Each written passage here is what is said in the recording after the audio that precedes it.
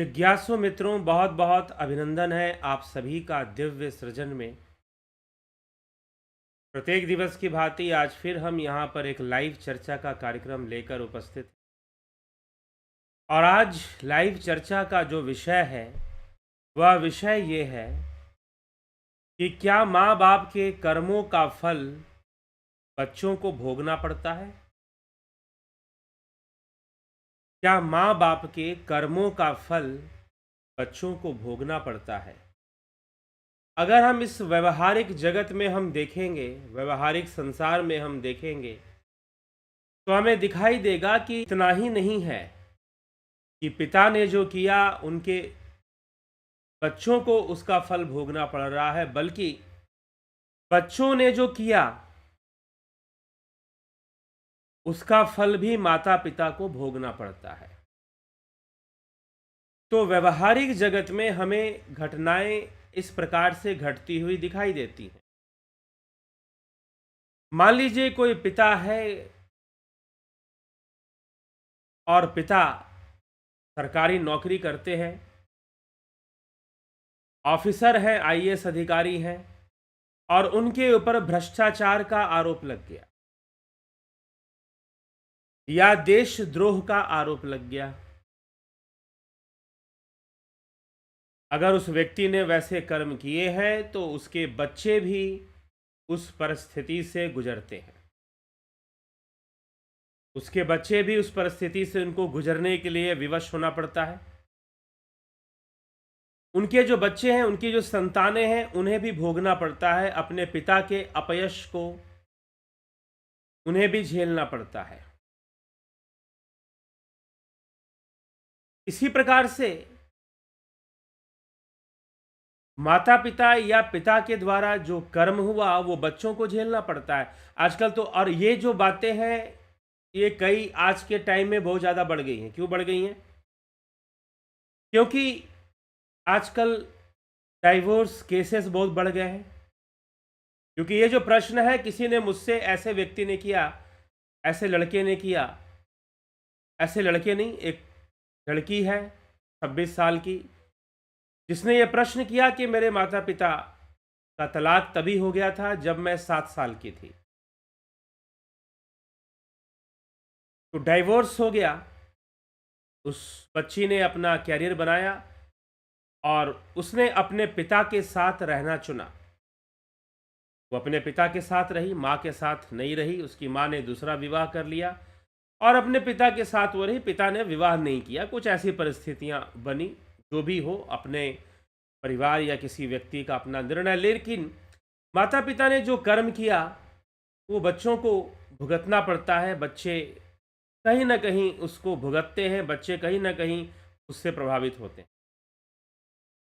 तो अगर बच्चों को भुगतना पड़ता है माता पिता के किए हुए कर्म, अब ये कई रूप में हो सकता है ना, ये तो कई रूप में ऐसा हो सकता है। तो क्या बच्चों के किए गए कर्म, जो संतानें जो कर्म करती हैं, वो माता पिता को भुगतना पड़ता है? क्या ऐसा भी होता है? तो ऐसा भी देखा गया है कि कई बार अगर बेटा बिगड़ जाए, गलत कार्यों में लिप्त हो जाए, नशाखोरी करने लगे, तो पिता का कितना भी मान सम्मान हो समाज में, पिता कितने भी यशस्वी हों, एक दाग जरूर लग जाता है कि भाई आपका पुत्र, आप भले ही बहुत प्रसिद्ध हैं, आप भले ही बहुत यशस्वी हैं, आपका बहुत रुतबा है, मान सम्मान है, लेकिन आपका बेटा तो नशेड़ी है। ऐसा देखने में आता है कि बड़े बड़े लोगों के घर में भी ऐसे बच्चों का जन्म होता है। तो वो नशेड़ी है, वो नशा में लिप्त रहता है। भले ही आप बहुत बड़े मंत्री हों या बहुत बड़े अधिकारी हों या बहुत बड़े कोई धर्म गुरु हों, लेकिन आपका बेटा नशेड़ी हो गया है तो वो अपने प्रारब्ध से हो गया है। तो अब उसका जो कर्म है उससे पिता को भी प्रभावित होना पड़ रहा है। पिता के ऊपर भी बुरे प्रभाव पड़ रहे हैं। उसके यश में, उसके नाम में, उसकी प्रसिद्धि में कमी आ रही है। तो जब हम व्यवहारिक जगत में देखते हैं तो हमें ये साफ साफ दिखाई देता है कि पिता ने जो कर्म किए वो संतानों को, उस कर्म का परिणाम उन संतानों को भी झेलना पड़ता है। पिता ने जो कर्म किए उस कर्म के फल का, उस कर्म का जो परिणाम है वो संतानों को भी झेलना पड़ता है। और संतानें जो कर्म करती हैं, पुत्र ने या पुत्री ने जो कर्म किया वो पिता को भी झेलना पड़ता है। पुत्री ने भागकर शादी की या पुत्री ने कुछ कुछ भी अलग ढंग से कुछ किया या फिर अच्छा ही कुछ कर गया तो उसे यश भी प्राप्त हो जाता है। कई बार जिनको अपने काम से यश नहीं मिलता उनको अपने पुत्र या पुत्री के कर्म से यश प्राप्त हो जाता है। कई माँ बाप ऐसे हैं, उनको अपने कर्म से तो यश नहीं मिला या फिर धन की प्राप्ति बहुत अधिक नहीं हो पाई या फिर प्रसिद्धि यश की प्राप्ति अधिक नहीं हो पाई। ये सारी चीज़ें सांसारिक चीज़ें ही हैं, लेकिन नहीं हो पाई। उनके घर में ऐसे संतान ने जन्म लिया, ऐसे पुत्र ने जन्म लिया या ऐसी पुत्री ने जन्म लिया जिसके कारण उनका यश हुआ। जब पार्वती जी का जन्म होता है हिमाचल नगरी में, हिमाचल राज के यहाँ पर, हिमावन के यहाँ पर, तो देव ऋषि नारद हिमाचल राज को कहते हैं कि हे हिमावन, हे मैना देवी, आपका यश अगर होगा तो आपका यश आपकी अपनी पुत्री के कारण होगा। हालांकि हिमाचल राज का पुत्र भी था, लेकिन उनकी पुत्री पार्वती थी और नारद जी ने कहा कि आपका यश पूरी दुनिया में होगा, लेकिन वो क्यों होगा, उसका कारण क्या होगा? उसका कारण आपकी पुत्री है। आपकी पुत्री के कारण आपका यश पूरी दुनिया में होगा। इस तरह की बात वहां पर लिखी गई है, कही गई, और वो हुआ भी।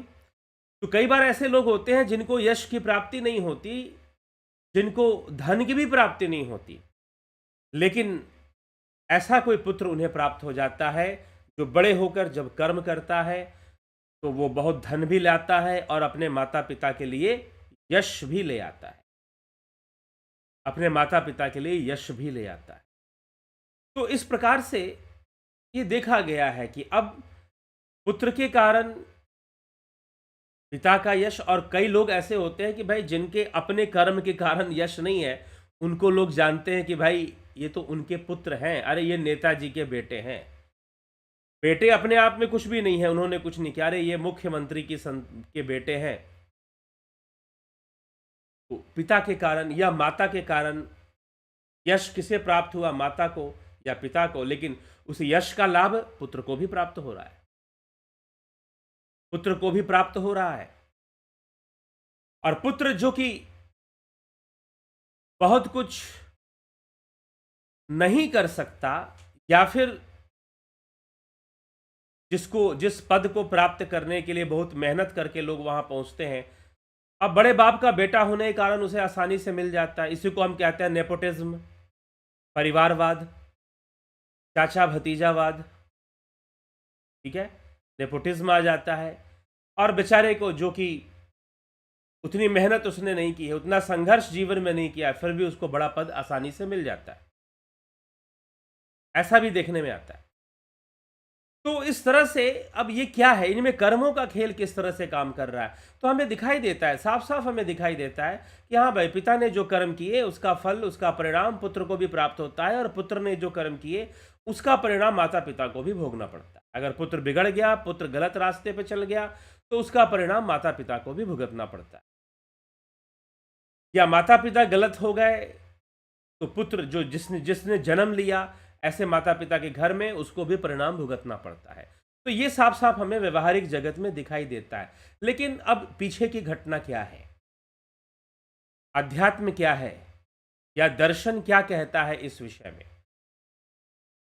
या शास्त्र, जो दार्शनिक शास्त्र है, जो अध्यात्म, जब हम पीछे की बात करते हैं, जब हम दर्शन कहते हैं ना, तो दर्शन मतलब जो सामने दिखाई दे रहा है वो नहीं। दर्शन का अर्थ ये नहीं है जो सामने दिखाई दे रहा है, जो नहीं दिखाई दे रहा है उसको भी आप देख लो तो दर्शन होता है। इसलिए गुरु का दर्शन होता है, वो दिखाई नहीं देता। जो ना दिखाई दे रहा हो उसे भी आप देख लो तो उसे दर्शन कहते हैं। तो हमारे जो दार्शनिक शास्त्र हैं वो क्या दिखाते हैं, जो नहीं दिख रहा है वो दिखाते हैं। वो उन रहस्यों को प्रकट करते हैं जो इंद्रियों के सामने नहीं है। तो जो नहीं दिखाई दे रहा है वो भी अगर दिख जाए तो हम उसे दर्शन कहते हैं। तो बाहर से तो हमें दिख रहा है कि भाई पिता के अच्छे कर्मों का फल पुत्र को मिल रहा है, पिता के बुरे कर्मों का फल पुत्र को भी भुगतना पड़ रहा है, और पुत्र के द्वारा किए गए गलत कर्मों का परिणाम पिता को भी थोड़ा बहुत भुगतना पड़ता है, और कई बार बहुत ज़्यादा भुगतना पड़ता है।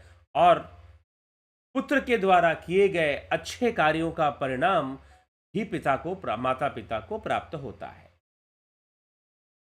तो समाज में ऐसी कई बातें हमें दिखाई देती हैं, व्यवहारिक जगत में ऐसी कई घटनाएं हमें दिखाई देती हैं। एक नहीं अनेकों हैं। कितनों ने कुल का नाम डुबोया, कितने कुल दीपक बने,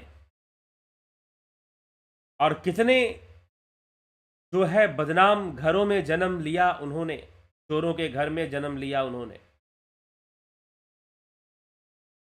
कुछ भ्रष्टाचारी बने तो उनको वो भी झेलना पड़ा, लेकिन अपने अपने कर्म हैं,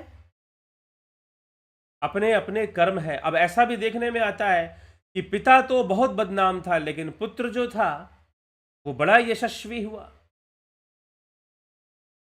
हिरण्य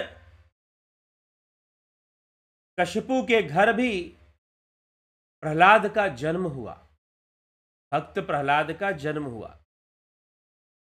कहानी आती है, कथा आती है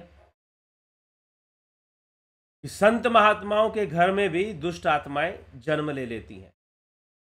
अब कुल मिलाकर अगर हम ये देखें तो ये हम फिक्स तो नहीं कर सकते ना कि ऐसा ही है या वैसा ही है। लाभ तो उठाते हैं, लेकिन नुकसान भी बहुत होता है अगर गलत रास्ते पे चल पड़े तो ऐसे कई उदाहरण इतिहास में हैं जहां पर संत पुरुषों के घर में दुष्ट आत्माओं का जन्म और दुष्ट पुरुषों के घर में प्रहलाद जैसे भक्त का जन्म होना, प्रहलाद जैसे भक्त का जन्म होना, ये सारी चीजें हमें नजर आती हैं, दिखाई देती।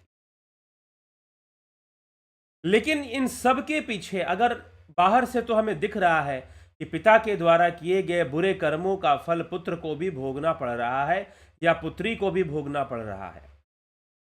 पिता के द्वारा किए गए बुरे कर्मों के फल में पुत्र को भोगना पड़ रहा है या पुत्री को भी भोगना पड़ रहा है।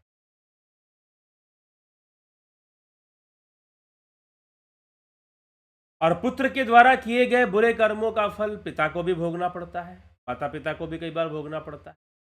तो इस तरह की घटनाएं हमें दिखाई देती हैं, इस तरह की बातें हमें नजर में आती हैं। लेकिन सत्य क्या है? सत्य ये है, काहु न को सुख दुख कर दाता, निज कृत कर्म भोग सब भ्राता।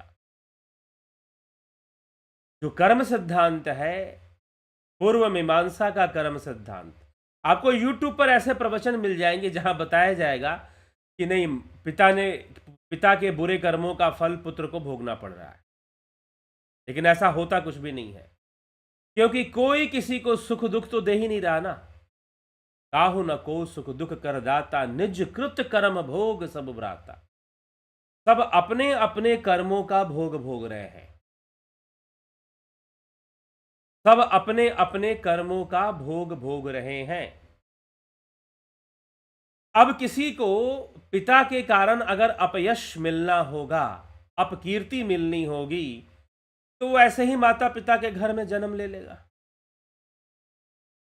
लेकिन अगर उसके वैसे शुद्ध कर्म होंगे तो वो भी भक्त प्रहलाद की तरह अपना निर्माण कर लेगा,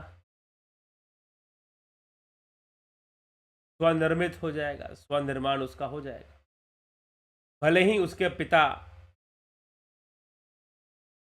हिरण्यकशिपु की तरह हो, फिर भी अब पिता ऋषि वृषवा की तरह हो और पुत्र रावण बन जाए, ऐसा भी तो हो जाता है। पुत्र रावण बन जाए, लेकिन फिर भी वृषवा के यश को कोई कलंक नहीं लगता। रावण जैसा पुत्र होने पर भी वृषवा के यश को, उनके प्रताप को कोई कलंक नहीं लगता।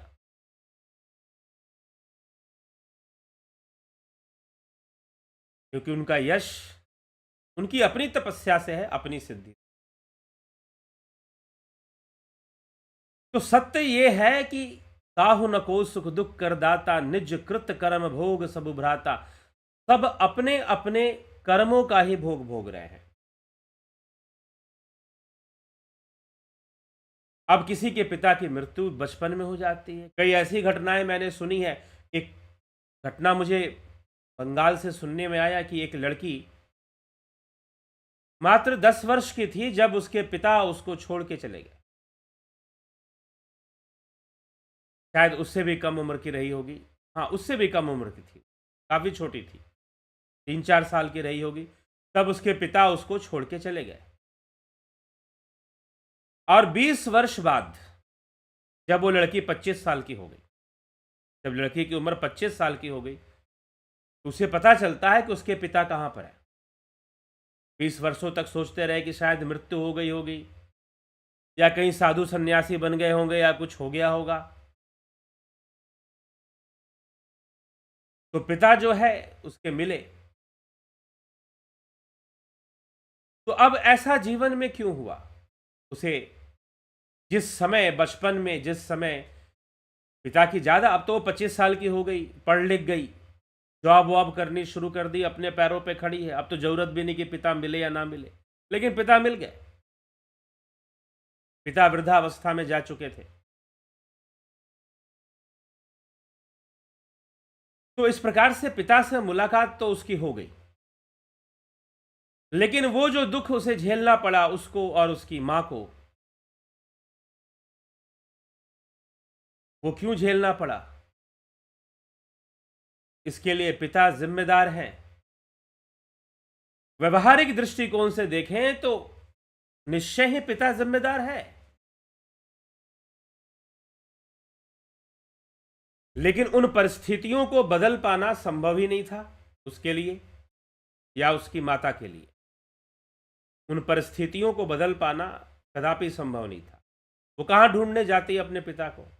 और वो समय तब जब ना फोन हुआ करता था, ना इंटरनेट। आजकल तो ढूंढना बहुत आसान है लोगों को।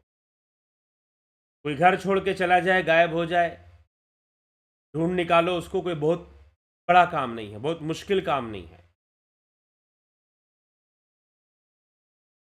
लेकिन उस समय बहुत मुश्किल काम था, क्योंकि लोगों के हाथ में फोन नहीं हुआ करते थे। तो उसे पिता का सुख नहीं मिला, पिता का प्रेम नहीं मिला, परवरिश वैसी नहीं मिली, पिता के कमी होने के कारण। ठीक है, वो आगे बढ़ी और अपने आप को उसने स्थिर किया, पढ़ाई लिखाई अच्छे से की, आगे बढ़ी। जीवन में कई दुर्व्यवस्थाएं आई, पिता के न होने के कारण कई दुर्व्यवस्थाएं आई, कई तरह की समस्याएं सामने आई। लेकिन जब ये पता है कि पिता नहीं है, कहाँ गए हैं ये भी नहीं पता, आ भी नहीं सकते, तो क्या किया जा सकता है? जैसी परिस्थिति थी वैसे उन्होंने कर्म किया, वैसे निर्णय लिए, वैसे जीवन में आगे बढ़े। तो अब ऐसा हुआ क्यों? ये सब क्यों हुआ? किस लिए हुआ? इसके लिए कौन जिम्मेदार है? तो सत्य पूछिए तो कर्म सिद्धांत के अनुसार कर्म ही जिम्मेदार है। हमें, हमारे कर्म ऐसे थे जहां हमें ऐसी परिस्थिति का सामना करना था। तो हम ऐसे ही परिवार में जन्म ले लेते हैं, ऐसे ही घर में जन्म ले लेते हैं जहां पर हमें ऐसा दुख भोगना था, पिता के कारण हमें भोगना था। उसी प्रकार से अब पुत्रों के कारण या पुत्रियों के कारण माता पिता को भी भोगना पड़ता है।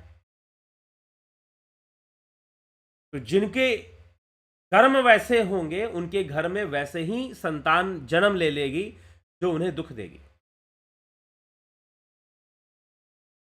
उनके घर में वैसे ही संतान जन्म ले लेगी जो उन्हें दुख देगी, क्योंकि उन्हें वैसे ही कर्मों का भोग करना था। समय बीतने पर वो संतान फिर बदल भी जाए, सुधर भी जाए। सम्राट बिंबिसार, उनका पुत्र अजात शत्रु, उसने अपने पिता की ही हत्या कर दी। उसने अपने पिता की ही हत्या कर दी अपनी महत्वाकांक्षा में, साम्राज्य विस्तार की महत्वाकांक्षा में।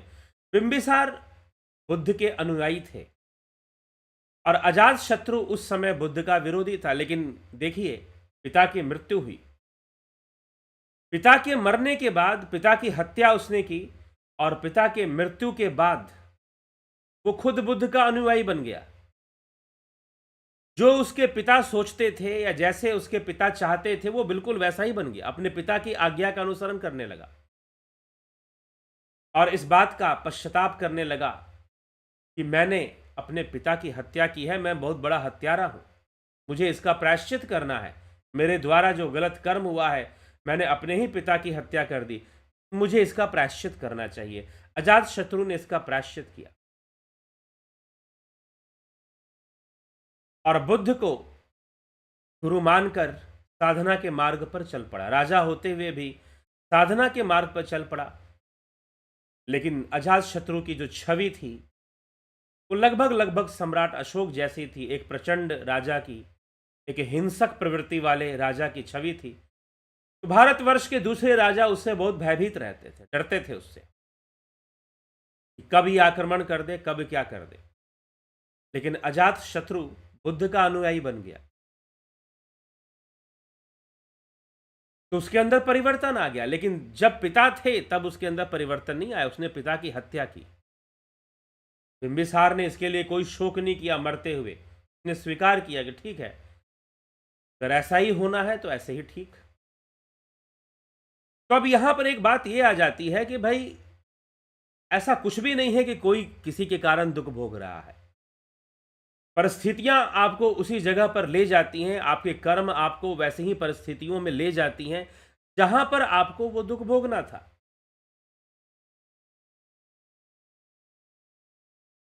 तो अब हम दार्शनिक दृष्टिकोण से, दार्शनिक मीमांसा दर्शन, पूर्व मीमांसा शास्त्र, उसके दृष्टिकोण से अगर हम कर्म सिद्धांत के दृष्टिकोण से चीजों को देखते हैं तो हमें समझ में आता है कि नहीं भाई, कोई किसी को दुख वुख नहीं दे रहा है, सब अपने अपने कर्मों से ही हुए जा रहा है। लेकिन फिर एक प्रश्न ये आ जाएगा कि अगर ऐसा ही है तो फिर कोई प्रयास करने की जरूरत क्या, जो हो रहा है होने दो। नहीं, यहीं पर श्री कृष्ण का उपदेश महत्वपूर्ण हो जाता है, श्रीमद् भगवद गीता का उपदेश महत्वपूर्ण हो जाता है। भगवान श्री कृष्ण यही तो समझा रहे हैं अर्जुन को कि अर्जुन, जो होना है वो होना ही है, लेकिन फिर भी इसका अर्थ ये नहीं है कि हम होने दें। हमारे लिए जो उचित प्रयास है वो हमें करना ही चाहिए, वो कर्म हमें करना ही चाहिए। अब ये देश कहते हैं गुलाम था,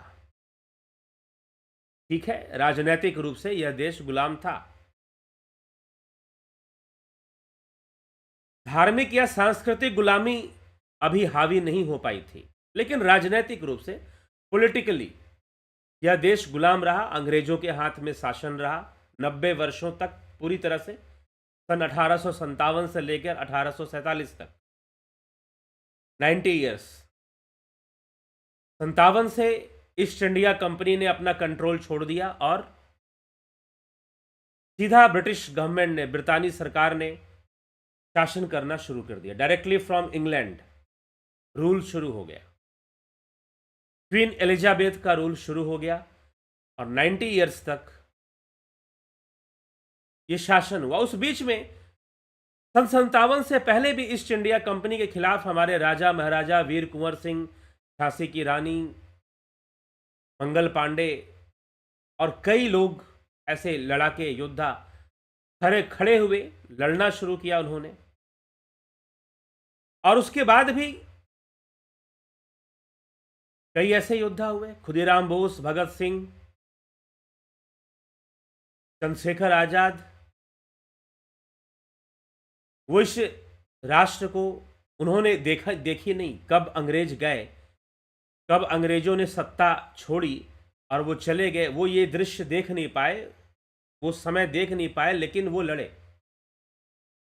सफलता मिलेगी ना मिलेगी ये अलग बात है, लेकिन सत्य के लिए तुम चाहे भले ही कमजोर क्यों ना हो और दिखने वाला जो असत्य है वो बहुत ताकतवर क्यों ना हो, फिर भी तुम उसके विरुद्ध में लड़ो। क्यों लड़ो? क्योंकि उसी कर्म से, वही कर्म है जो तुम्हें, उस कर्म से तुम सफल नहीं होगे, दूसरे प्रेरणा लेंगे। और यही होता गया, दूसरे प्रेरणा लेते गए और दूसरे क्रांतिकारी, दूसरे जो स्वतंत्रता के सैनिक थे वो खड़े होते गए, कर्म से प्रेरणा लेते गए। तो कर्म से प्रेरणा लेना ये जरूरी है,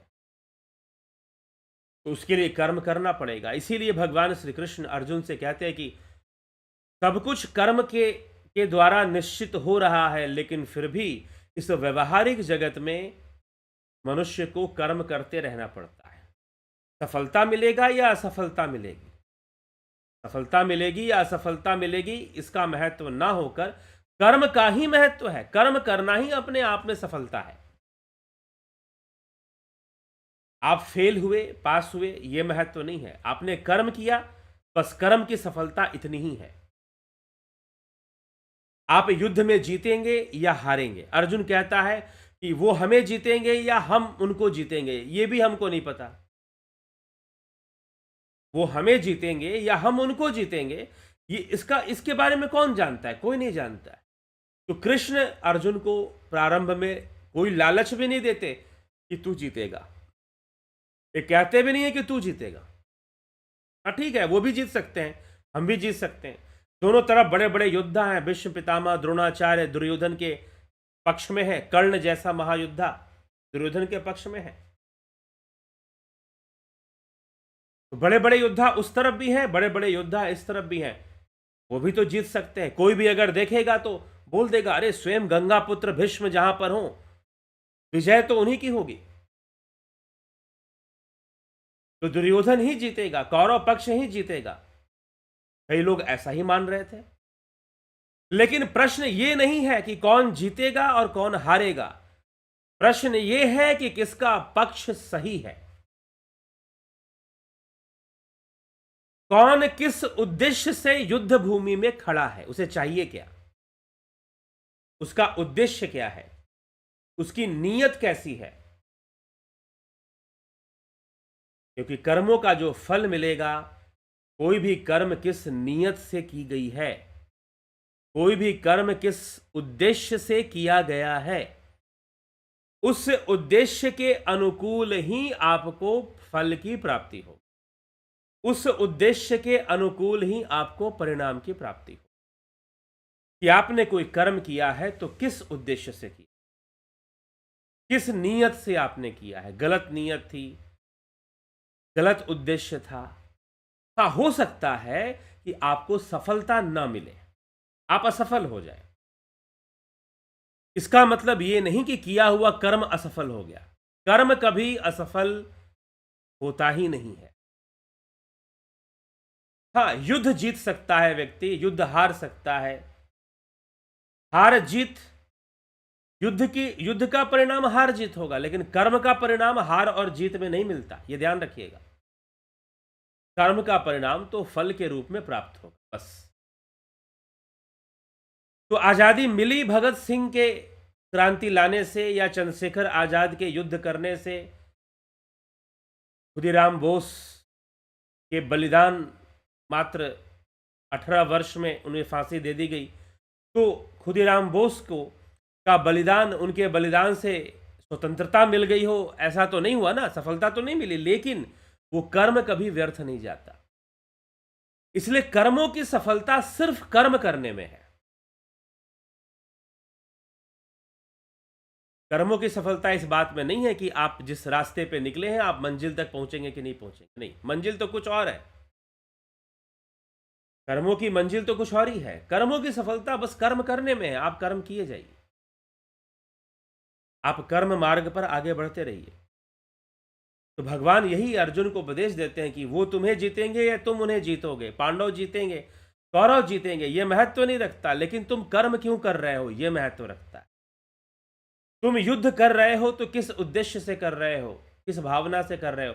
और युद्ध छोड़ने की बात कर रहे हो कि मैं युद्ध नहीं करूंगा, तो फिर क्यों युद्ध क्यों नहीं करोगे? उसके पीछे कौन सी नीयत है, कौन सी भावना है,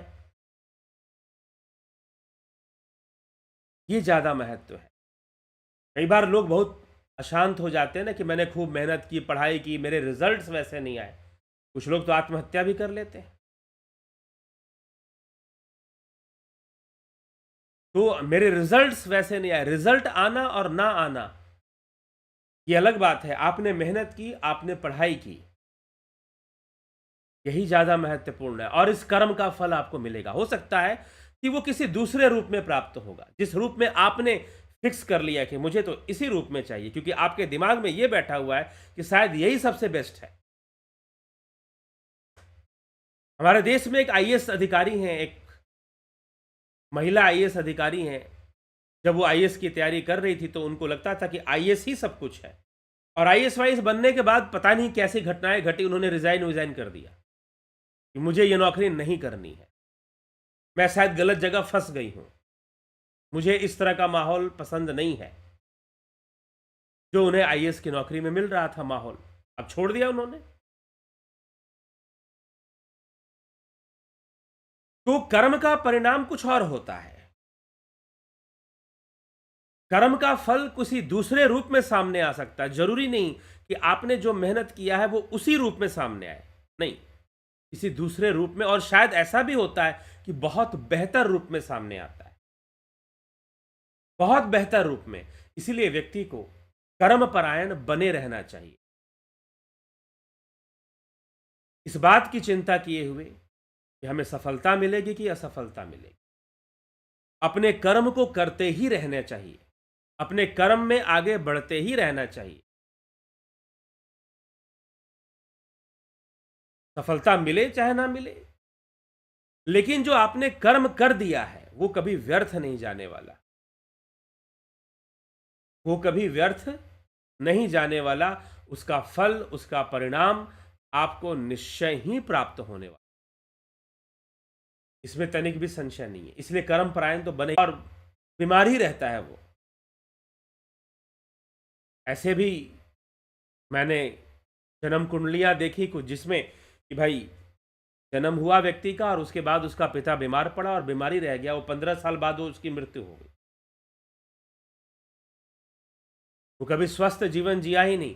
तो हम, इस तरह की परिस्थितियां हमारे जीवन में कर्म से ही बन रही हैं, लेकिन जो यथाउचित कर्म है वो हमें करना चाहिए, उसकी ओर हमें अग्रसर बढ़ना चाहिए और होना चाहिए। तो उस लड़की ने मुझसे पूछा कि मेरे पिता मिल गए, तो मैं बड़ी खुश हुई। चलो, इतने दिनों बाद, 20 वर्षों बाद मेरे पिता मुझे मिले तो मैं बड़ी खुश हुई। लेकिन मेरे मन में आता है कि मैं उनसे पूछूं कि वो क्यों छोड़कर चले गए थे। उनसे पूछूं, मैं जानने की कोशिश करूं उन्होंने मेरे बारे में क्यों नहीं सोचा। क्या मेरा अधिकार बनता है मैं पूछूं उनसे? तो मैंने कहा बिल्कुल पूछिए, पूछना ही चाहिए, नहीं पूछना चाहिए, क्योंकि है तो कर्मों का फल। पहले तो उस लड़की ने, बच्ची ने, उसने ये समझा कि मेरे कर्मों का फल है। तभी मैं 20 वर्षों तक अपने पिता से अलग रही और उसमें बहुत सारी दिक्कतें आई। शहर में रहते थे, गांव जाना पड़ा, गांव से उसकी पढ़ाई लिखाई हुई। तो ये अधिकार बनता है कि वो पूछे। अपना कर्म करो जो है, सही उद्देश्य से करो, गलत उद्देश्य से मत करो, गलत नीयत से मत करो, सही उद्देश्य से करो। तो भगवान कृष्ण अर्जुन को यही समझाने में लगे कि यह निश्चित है कि होना तो कर्मों के अनुसार है, कौन जीतेगा कौन हारेगा ये कर्म फल के रूप में सबको प्राप्त होगा, लेकिन तुमने जो कर्म किया है, किस उद्देश्य से किया है, उसका फल तुम्हें प्राप्त। ये कर्मों की सफलता है, ना कि युद्ध को जीत जाना कर्मों की सफलता। भगत सिंह, सुभाष चंद्र बोस और कई ऐसे बड़े बड़े दिग्गज स्वतंत्रता सेनानी जो नहीं देख पाए, उन्होंने बलिदान दिया धर्म के लिए, देश के लिए, राष्ट्र के लिए, कईयों ने बलिदान दिया। तो भले ही वो ना देख पाए, लेकिन इसका अर्थ ये नहीं कि उनका कर्म व्यर्थ चला गया, वो अपने कर्म में सफल हुए।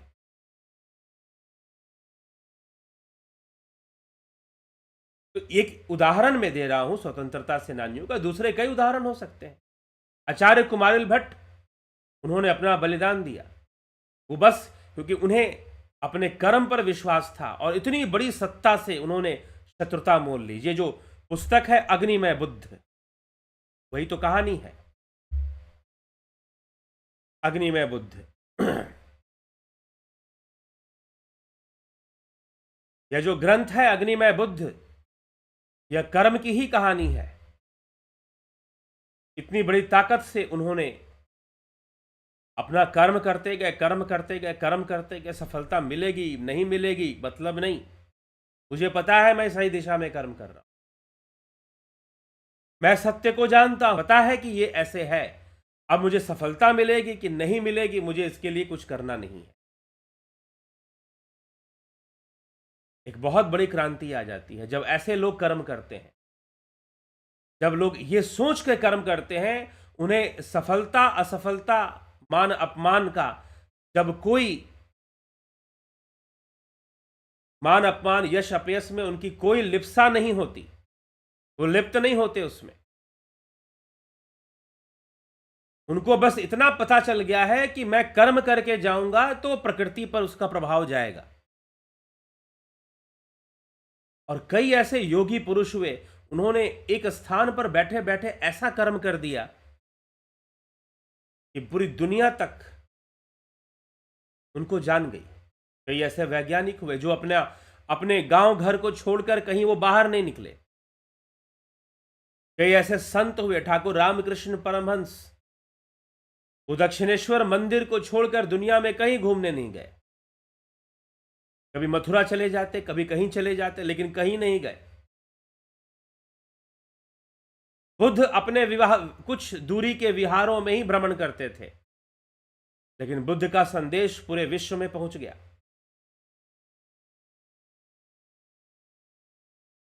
रामकृष्ण मठ अमेरिका में भी बन गया, शिकागो में भी रामकृष्ण मठ बन गया, इंग्लैंड में भी रामकृष्ण मठ बन गया। लेकिन रामकृष्ण परमहंस वो तो कहीं नहीं गए, वो जहां पर थे वहीं पर उन्होंने इतना महान कर्म कर दिया, क्योंकि उनका विश्वास बस चरय वेती, चलते रहो करते रहो, इसमें उनका विश्वास था। तो इसीलिए कर्म, कोई भी परिस्थिति बने, हमें सकारात्मक दिशा में प्रयासरत रहना ही पड़ता है। अब हो सकता है कि हमारे भाग्य में असफलता लिखी हो, या हम अच्छा कर रहे हो, हमारे भाग्य में अपयश लिखा हो। कई बार ऐसा देखा गया है कि व्यक्ति बहुत अच्छा कर्म कर रहा होता है, लेकिन बदले में उसे अपयश मिलता है, बदनामी मिलती है। फिर भी उसे इस बात की चिंता नहीं करना चाहिए, उसके द्वारा जो अच्छा कर्म हो रहा है वो उसे करते ही रहना चाहिए, इसकी चिंता किए बिना कि लोग उसको यश दे रहे हैं, सम्मान दे रहे हैं कि अपमान दे रहे हैं, क्योंकि इसी में कर्म की सफलता है। ऐसे ही कर्म सफल होता है। तो इसलिए सकारात्मक दिशा में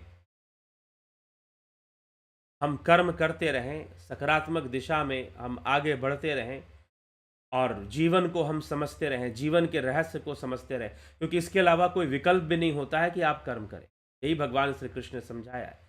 सब कुछ कर्मों से होना तय है, पहले से तय है, लेकिन फिर भी हमें कर्म करते भी रहना है, क्योंकि ना करना कोई विकल्प नहीं है। ना करने से कर्म दोष नहीं लगेगा, ऐसा नहीं होगा। यही तो भगवान अर्जुन से कहते हैं कि तू युद्ध नहीं करेगा तो क्या कर्मों के बंधन से बच जाएगा? कर्म बंधन तुझे फिर भी बांधेंगे, क्योंकि कर्म तो प्रकृति के गुणों के वशीभूत किया जा रहा है। जीव के द्वारा, जीव गुणों के वशीभूत होकर कर्म करने के लिए विवश होता है, तो कर्म तो वो करेगा ही करेगा। इससे बेहतर है कि प्रकृति उससे अनाप शनाप कर्म करवाए, कभी मोह के वशीभूत, कभी अहंकार के वशीभूत, कभी कामनाओं के वशीभूत। इससे बेहतर है कि वो संकल्पवान बने, और संकल्पवान बनकर वो कर्म करे। तन में मनः शिव संकल्पमस्तु, तन में मनः शिव संकल्पमस्तु। तो मन के भीतर शिव संकल्पों को धारण करके वो कर्म करे, और यही उपदेश श्री कृष्ण अर्जुन को दे रहे हैं। तो ये वैदिक मंत्र है, तन में मनः शिव संकल्पमस्तु। तो मंगलकारी संकल्पों को धारण करके उसे कर्म करना चाहिए, और उस दिशा में उसे आगे बढ़ना चाहिए। तो यही एक उपाय बचता है, न कि हमें सफलता नहीं मिलेगी तो हम क्या करें, हम नहीं, अगर असफलता ही मिलनी है तो हम कर्म क्यों छोड़ देते हैं, रहने देते नहीं। सकारात्मक दिशा में हमें कार्यरत रहना ही चाहिए। तो चलिए, यही विषय है। इसीलिए सत्य यह है, माता पिता के कर्मों का फल पुत्र नहीं भोग रहा, पुत्र तो अपने ही कर्मों का फल भोग रहा है। और पुत्र के कर्मों का फल माता पिता नहीं भोग रहे, वो भी अपने ही कर्मों का फल भोग रहे हैं। पुत्र भी एक बहाना है, और अगर पुत्र या पुत्री को कर्मों का फल भोगना पड़ रहा है तो माता पिता भी एक बहाना है। अब मां कैसी भी हो सकती है, कैकेयी भी एक मां थी। हालांकि कैकेयी ने सिर्फ अपने पुत्र का भला चाहा। कैकेयी ने भरत जी का भला चाहकर ही कहा कि राम जी को 14 वर्ष का वनवास और भरत को राजगद्दी मिलनी चाहिए। कोई बुरा नहीं चाहती थी अपने संतान का, लेकिन एक स्वार्थी निर्णय था। कर्म किया गया किसी दूसरे उद्देश्य से किया गया, कैकेयी उसमें सफल नहीं हो पाई। तो इसीलिए कर्म करने के पीछे हमारी नीयत, हमारा उद्देश्य अगर सही है तो हमें व्यवहारिक जगत में सही उद्देश्य के साथ सही दिशा में कर्म करते रहना चाहिए। और इसकी जिम्मेदारी कोई दूसरा नहीं लेता है, हमें खुद लेनी पड़ती है, क्योंकि दूसरों का सर्टिफिकेट हम मांगेंगे तो गड़बड़ हो जाएगा। अब वो सर्टिफिकेट दे चाहे ना दे, ठीक है, हो सकता है कि वो ना दे, हो सकता है कि वो गलत सर्टिफिकेट आपको दे दे, आपको बदनाम कर दे, आपको अपयश दे दे, लेकिन आपका कर्तव्य है कि आप अगर समझते हैं तो आप अपने सही दिशा में कार्य को करते रहिए, आगे बढ़ते रहिए। तो चलिए इसी के साथ हम आगे बढ़ेंगे। और ध्यान योग का कोर्स 20 दिसंबर से शुरू हो रहा है। जो लोग भी इसको ज्वाइन करना चाहते हैं, शीघ्र अतिशीघ्र प्रयास करें और इसे ज्वाइन कर इसका लाभ उठाएं। 20 दिसंबर से शुरू हो जाएगा। कुछ लोगों ने इसे ज्वाइन कर भी लिया है। आप करना चाहते हैं तो अवश्य करें। प्राकृतिक चिकित्सा का भी कोर्स कर सकते हैं। इन कोर्सेज की जानकारी प्राप्त करने के लिए आप इस नंबर पे संपर्क करिए 9611802459। इस नंबर पर आप व्हाट्सएप मैसेज करके जानकारी प्राप्त की, ठीक है। तो इन कोर्सेज का आप लाभ उठा सकते हैं। दर्शन का कोर्स है और एक ग्रंथ है, एक पुस्तक है अग्निमय बुद्ध। इसको प्राप्त करना चाहते हैं तो कर्म सिद्धांत, मीमांसा का कर्म सिद्धांत और एक इतिहास में, भारतीय इतिहास में एक क्रांतिकाल समय जिसके बारे में बहुत कम लोग जानते हैं, जिससे बहुत कम लोग अवगत हैं इस इतिहास से, कि हमारे इतिहास में एक बहुत बड़ी घटना घटी थी। तो उस इतिहास को सामने लाने के लिए इस उपन्यास को, यह एक कथानक है, ऐतिहासिक कथानक, कहानी षड्यंत्र और ब्रह्म हत्या की। कहानी षड्यंत्र और ब्रह्म हत्या की, ऐसा इसके लिए कहा गया है, लिखा गया है। तो यह जो कथानक है, आप इसकी पुस्तक को प्राप्त करना चाहते हैं, आपको आपके घर पहुंचेगी। इस पुस्तक की जो प्रिंटिंग है वो लगभग समाप्त हो चुकी है। मुद्रण क्रिया, प्रिंटिंग का जो काम है वो समाप्ति पर आ चुका है। बस इसको प्राप्त करना और आप तक पहुंचाने में जो समय लगना है वो लगना है, ठीक है। तो इस तरह से हमें, अगर आप चाहते हैं इस ग्रंथ को लेना तो आप इसी नंबर पर संपर्क कीजिए 9661802459। इसी नंबर पे आप संपर्क करेंगे। संपर्क कर आप अग्निमय बुद्ध ग्रंथ आपको चाहिए या कथानक या पुस्तक आपको चाहिए, आप ऐसा रिक्वेस्ट भेजेंगे तो आपको नंबर दिया जाएगा, आपको पेमेंट करके फिर इसके लिए आपको भेजा जाएगा, ठीक है। तो आप इसके लिए संपर्क कर लेंगे। चलिए तो आगे बढ़ते हैं और आपके कमेंट्स देख लेते हैं। जय जायसवाल जी, नवज्योति नाथ जी, नरेंद्र माकुड़े जी, सृजनी महंता जी, संतोष कुमार जी, कमलेश खैरनर जी, रतन सिंह जी, अमन कक्कर, सविता नायक, शर्मा, विनोद के सूद जी, कन्हाई कुमार, शंकर प्रसाद जी, रूपलाल विश्वकर्मा, विष्णुचंद्र मौर्य, दयानंद जी, मोहित महाजन, जलाराम रायका, खेम सुनार, काशीनाथ, मनोज साई, संत कुमार भाटी, साई बंधु, किशन कवि, इंदोखा, प्रभुदत्त शर्मा, आशा रानी जी, साईं बंधु जी, तो सभी का अभिनंदन है।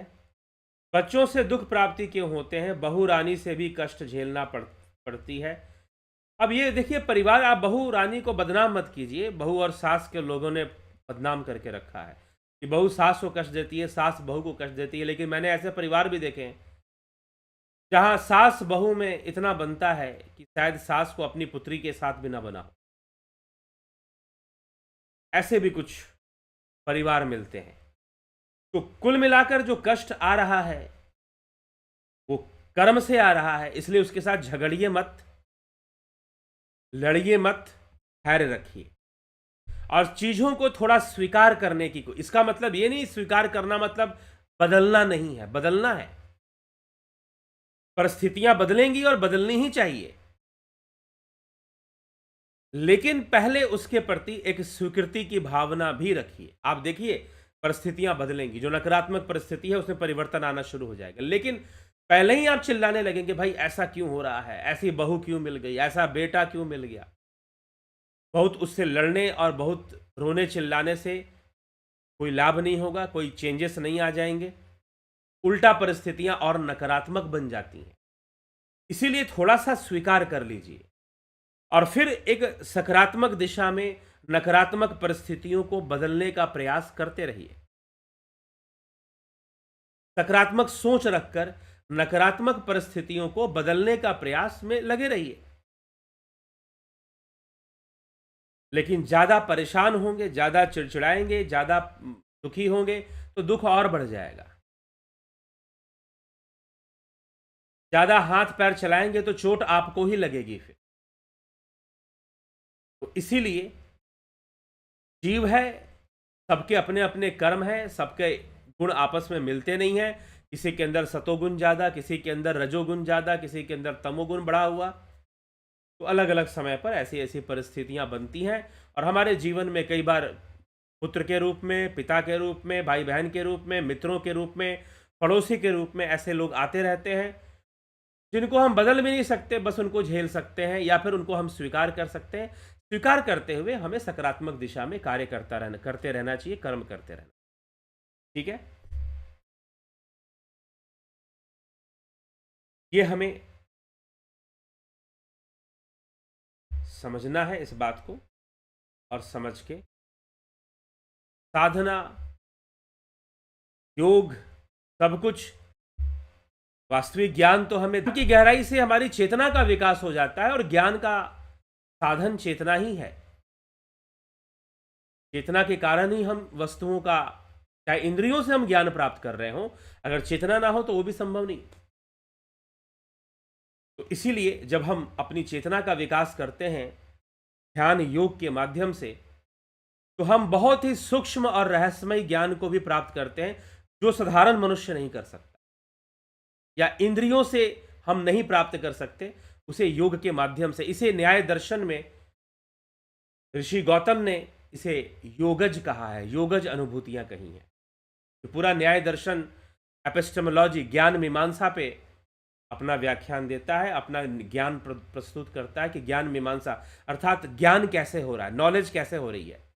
तो न्याय दर्शन ने path of knowledge, medium of knowledge जहां हम पढ़ते हैं उसे हम कहते हैं ज्ञान मीमांसा या एपिस्टेमोलॉजी। अंग्रेजी में उसे एपिस्टेमोलॉजी कहा जाता है। तो योगज ज्ञान, योगज ज्ञान क्या है? जो ध्यान योग से प्राप्त होता है, योगज ज्ञान क्या है? उससे हमारी बुद्धि और सूक्ष्म हो जाती है, चेतना और विकसित हो जाती है, तो ज्ञान का लेवल भी बढ़ता जाता है और प्रकृति के सूक्ष्म रहस्य हमें और अच्छे से समझ में आने शुरू हो जाते हैं। तो चलिए इसी के साथ विचारों को विराम देंगे, कल फिर मिलेंगे 9 PM लाइव चर्चा में। आपको विचार अच्छे लगते हैं, व्याख्यान अच्छे लगते हैं, शेयर किया कीजिए। समाज सेवा समझकर शेयर कीजिए, धर्म सेवा समझकर शेयर कीजिए। मैं इसलिए नहीं कहूँगा कि शेयर कीजिए ताकि ये इसका प्रचार हो जाएगा, वो हो जाएगा, बल्कि शेयर कीजिए ताकि इनसाइट मिले लोगों को, अपने भीतर झांकने की दिशा मिले, क्षमता मिले। शेयर हम करें और कुछ पूछना हो तो कमेंट भी करें और सब्सक्राइब भी ज़रूर करें, ताकि दूसरे लोगों तक इसका रिकमेंडेशन बढ़े और दूसरे लोगों तक पहुँचे, उसका वो लाभ उठाएँ, लाभान्वित हों। चलिए, इसलिए सब्सक्राइब भी ज़रूर करें। इसी के साथ विराम देंगे, कल फिर मिलते हैं 9 पीएम लाइव चर्चा में। बहुत बहुत आभार आप सभी का। ओम तत्सत।